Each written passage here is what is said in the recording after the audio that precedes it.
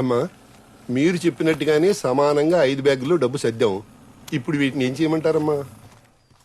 5 బ్యాగులు విడిగా అటు పక్కన పెట్టండి. ఏం చెయ్యాలో తర్వాత నేను చెప్తాను. సరేనమ్మా. పార్థ, నాకు తెలుసు పార్థ, నేను ఎక్కడున్నానో నన్ను వెతుకుంటూ వస్తావని. కానీ ఇంత త్వరగా ఎలా? ఈజీ బామ్మ. నా ముందే చాలాసార్లు ఈ ఓల్డేజ్ హోమ్ డొనేషన్ బాక్స్లో డబ్బులు వేసేదాన్ని. ఇందాక ఇంటికి వెళ్తుంటే మీ వాళ్ళ వ్యాన్ నా కారు కడ్డంగా వచ్చింది. అదంతా సరేగానే అర్జెంట్గా ఒక హగ్ చెప్తా. పార్థ, ఏం టైమింగ్ అసలు! కరెక్ట్గా పోలీసులు వచ్చే టైంకి డబ్బులంతా ప్యాక్ చేసి అక్కడిని షిఫ్ట్ చేసావు చూడు, సూపర్ బామ్మ. ఆ డబ్బు కనుక అక్కడ దొరుకుంటే ఇప్పటికి మనందరూ జైల్లో ఉండేవాళ్ళం. కానీ ఒక్క విషయం అర్థం కావట్లేదు బామ్మ.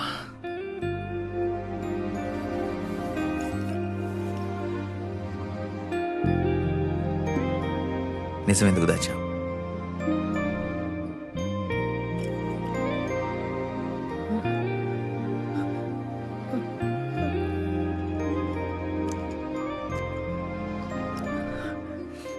వాడు చంపిన 5గురిలో మీ మనవడు లేడు బామ్మ.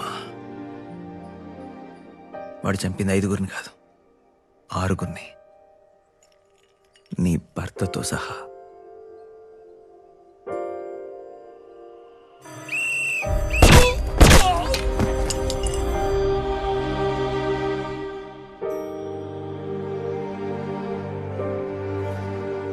అరవై ఏళ్ల కాపురం మాది. 80 ఏళ్ల వయసు వచ్చిన మా ఆయన సొంతంగా ఒక పుస్తకాల షాప్ పెట్టుకుని పనిచేస్తూనే ఉండేవారు. ఆ దుర్మార్గుడు అతి దారుణంగా చంపేశాడు.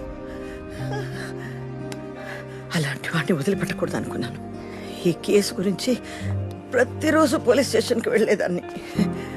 వాళ్ళేమనే వాళ్ళు తెలుసా భర్త? హే బామ్మ, మీ ఆయనకి 80 ఏళ్ళు అయ్యాయి. ఈనాళ్ళు బతకడమే గొప్ప, సస్తే సావని పోనీలే. నువ్వు కాటికి కాలు చెప్పావు, అవసరం అయితే నన్ను ఎగతాళి చేసి తిట్టిపడేసేవాళ్ళు. ముసలాళ్ళంటే అందరికీ చులకనేనయ్యా. ఇంటికి భారమని పిల్లలు అనుకుంటారు, భూమికి భారమని సమాజం అనుకుంటుంది. పైగా మా చావు వీధి కుక్క చావుతో సమానం. ఎందుకు చచ్చామో, ఎలా చచ్చామో అసలు ఎవరు పట్టించుకోరయ్యా. నిజం ఎందుకు దాచావని అడిగావు కదా. చనిపోయింది నా మనవడు కాదు, వయసైన నా భర్తే అంటే నా బాగాని ఎవరైనా అర్థం చేసుకుంటారా? నాతో కలిసేవారా? లేదుగా. అందుకే వాళ్ళకి అబద్ధం చెప్పి ఒప్పించాను, నీ దగ్గరికి తీసుకొచ్చాను. పగ పూర్తయిన వెంటనే నిజం చెప్పేద్దామని తీర్మానించుకున్నాను. కానీ అంతలోనే మీ అందరి మీద ప్రేమను పెంచుకున్నానయ్యా. నేను పిల్లలు లేని నాలాంటి కొట్టాలకి ఎంతమంది పిల్లలు ఎంత దగ్గర అయిపోయానో నేను అప్పుడు అర్థం చేసుకున్నానయ్యా. కానీ ఆ రోజు చిన్ను లిఫ్ట్లో ఇరుక్కుపోయిందే, ఆ పరిస్థితి చూసి తట్టుకోలేకపోయాను. పైగా ఆ దుర్మార్గుడు మన వాకిలి దాకా వచ్చేశాడు. అప్పుడే నిర్ణయించుకున్నాను, పగ తీరకపోయినా పర్వాలేదు, నా మూలంగా ఎవరికి ఏ ప్రమాదం జరగకూడదని నేను నిర్ధారించుకున్నాను. నేను మోసం చేశానని మీరందరూ నా మీద ద్వేషంతో నన్ను తిట్టుకుంటారు కదా, అప్పుడు ఇదంతా ఆపేస్తారని నేను ఇలా చేశానయ్యా. అందుకే నేను తీసుకొచ్చిన డబ్బుని నాలాంటి అనాథులకి, పేదవాళ్ళకి పంచిపెట్టేయాలని తీర్మానించుకున్నాను. అమ్మాయ్యా, మీరంతా పగను మర్చిపోయి సంతోషంగా ఉన్న సమయంలో ఇదిగో మీ వంతు డబ్బు ఆ 5 బ్యాగుల్లో సర్దేశాను, పంపించేస్తాను. అంతా బాగానే ఉంది, కానీ చివరిలో ఈ డబ్బులు కావాలంటే బామ్మ ఇచ్చేసే బామ్మ. ఆ డబ్బులు కూడా ఇచ్చేసే. అయినా మన రివెంజ్లో ఫస్ట్ నుంచి డబ్బు మ్యాటర్ లేదుగా. అదేదో అనుకోకుండా దొరికింది, తీసుకొచ్చి ఇంట్లో పెట్టాం. కానీ మనం ఎవరూ ఆ డబ్బుతో ఏం చేయాలో కూడా ఆలోచించలేదు. ఇప్పుడు నేను ఇక్కడికి వచ్చింది కూడా డబ్బుల కోసం కాదు.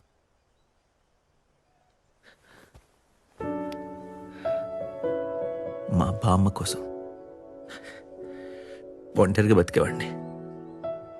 సడన్గా మీరందరూ నా లైఫ్లోకి వచ్చేసారు. ముందు నేను కూడా నా నవలకు ఒక్క దొరుకుతుందనే మీకు హెల్ప్ చేయడానికి ఒప్పుకున్నాను.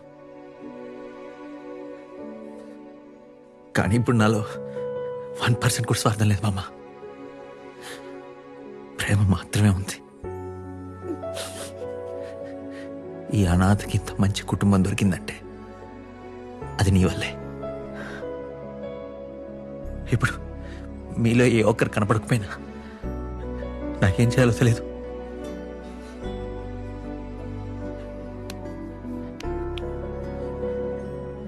నువ్వు కావాలి బామ్మ. నాకే కాదు, మా అందరికి నువ్వు కావాలి. నువ్వు మా కథలు చెప్పాలి, మేము తప్పు చేస్తే తిట్టాలి. నీలాగా ధైర్యంగా మేమందరం బతికేలా మమ్మల్ని తయారు చేయాలి.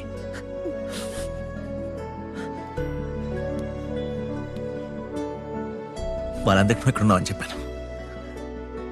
నీకోసం వస్తున్నారు, వాళ్ళతో వెళ్ళు.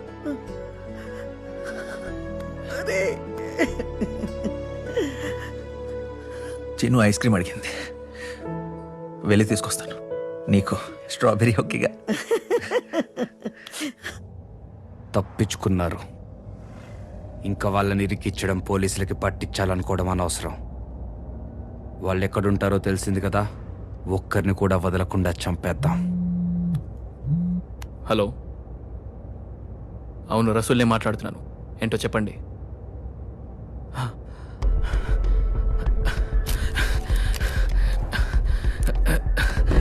రసూల్ ఏమైంది? ఏం లేదు, ఏం లేదు, ఏం లేదు. ఏమైంది రసూల్? అది చిన్న పొరపాటు చేశాను దేవ్. పోలీసులకి ఫోన్ చేసి ఆ రైటర్ ఇంట్లో డబ్బుందని నువ్వు చెప్పన్నావు కదా. తొందరలో మర్చిపోయిన నేను నా నంబర్ నుంచే పోలీసులకి ఫోన్ చేశాను. సైబర్ క్రైమ్ వాళ్ళు నా నంబర్ని ట్రేస్ చేశారంట. దేవ్, ఏ ప్రాబ్లం లేదు దేవ్, ఏ ప్రాబ్లం లేదు. అది ఫేక్ ఐడి ప్రూఫ్స్ పెట్టి సిమ్ కార్డ్ తీసుకున్నా కదా, పడేశాను. ఇంకే ప్రాబ్లం ఉండదు.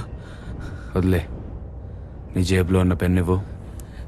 దేవ్, నువ్వు అలా కోపంగా చూసేసరికి నాకెంతో భయం వేసిందో తెలుసా నీకు?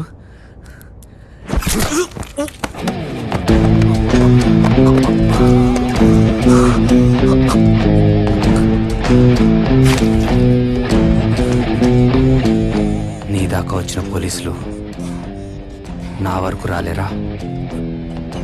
నన్ను పట్టుకోలేరా?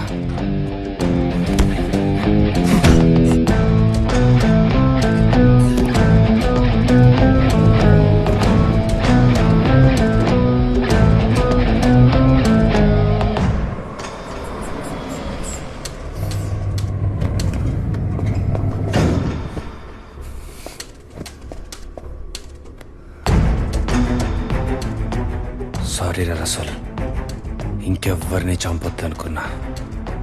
మళ్ళీ పాత దేవుతో పని లేదనుకున్నా. తప్పలేదు. ఒక గ్యాంగ్ వల్ల కాదు, ఒక్కడి వల్ల, ఆ గ్యాంగ్లో ఉన్న ఒక్కడి వల్ల. ఎవరో గ్యాంగ్లో ఒకడు, గ్యాంగ్తో ఒకడు, గ్యాంగ్ వెనకాల ఒకడు. ఏంట్రా కన్ఫ్యూషన్? దానికో పేరు పెట్టేస్తే పోలా. Gang leader.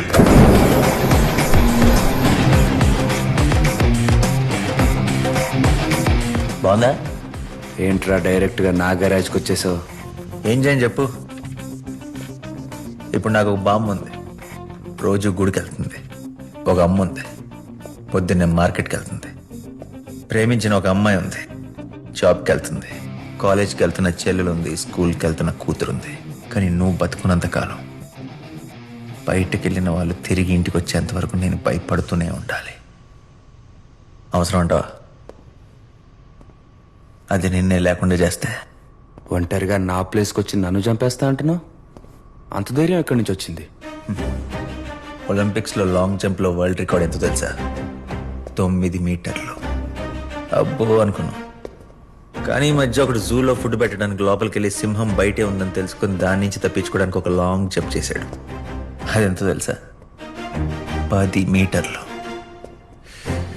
సిచ్యువేషన్ డిమాండ్ చేయాలే కానీ ధైర్యం బలం ఆటోమేటిక్ వచ్చేస్తాయి. ఇంతకుముందు ఎవరైనా ఫ్యామిలీతో చూస్తే పాపం వీడి లైఫ్లో ఏం చేయలేడు, ఫ్యామిలీ ఒక వీక్నెస్ అనుకునేవాడిని. కానీ ఇప్పుడే తెలిసింది ఫ్యామిలీ వీక్నెస్ కాదు, స్ట్రెంగ్త్. లేకపోతే ఎక్కడో రూమ్లో కాపీ కొట్టి కథలు రాసుకుని నేను లేపేద్దామని ఫిక్స్ అవడం ఏంటి?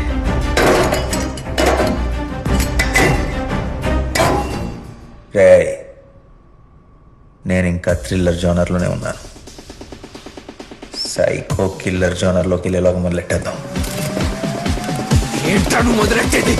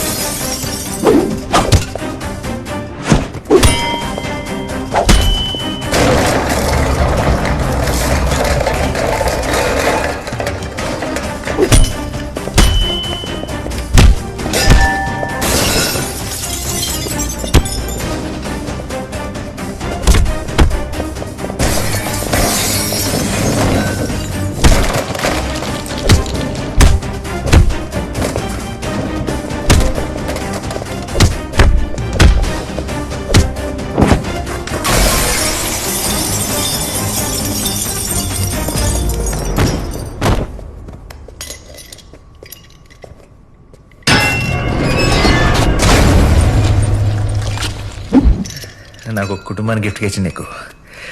నేను ఎవరు రిటర్న్ గిఫ్ట్ ఏంటో తెలుసా? నువ్వే ఈ క్రైమ్ చేసావని ప్రపంచానికి ఎప్పటికీ తెలియదు.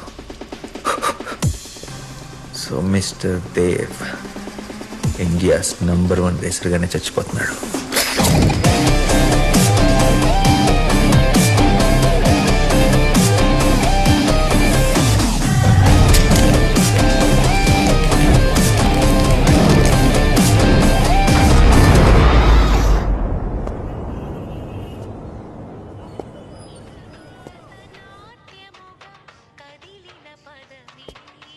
చిన్ను, ఎంత బాగా డాన్స్ చేస్తుంది. చిన్ను, ఎక్కడికి వెళ్ళావు నువ్వు? చిన్నుకి ఐస్ క్రీమ్ తీసుకొద్దామని వెళ్ళాను. అక్కడ కొంచెం లేట్ అయిపోయింది. బామ్మ జరిగిందంతా చెప్పింది. మేమందరం ఒక ఇంపార్టెంట్ డిసిషన్ తీసుకున్నాం. ఏంటది?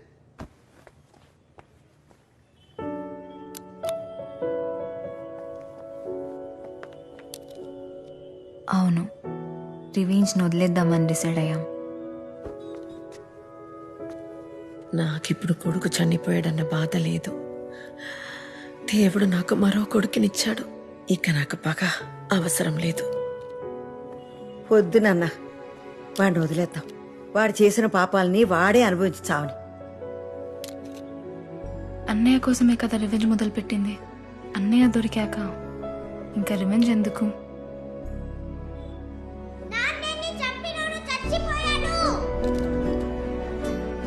India's leading car racer mister Dev తన సొంత గ్యారేజ్ లో ఈ రోజు సాయంత్రం సంభవించిన అగ్ని ప్రమాదంలో దుర్మరణం పాలయ్యారు. గ్యారేజ్ లో పెద్ద మొత్తంలో ఉంటుందని తెలుస్తోంది. మంటలు మాట్లాడుతోంది. మంటడానికి వీలు లేకుండా కాలిపోవడం అత్యంత శోచనీయం.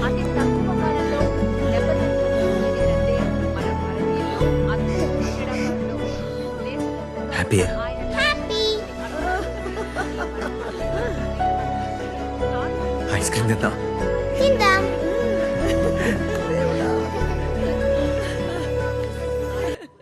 పలువురు ప్రముఖులు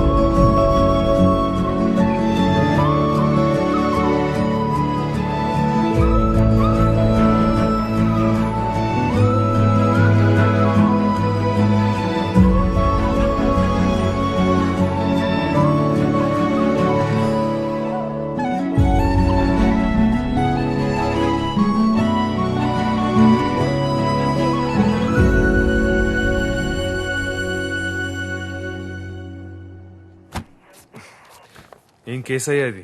1.5 years నుంచి టెన్షన్ పెడుతూనే ఉంది.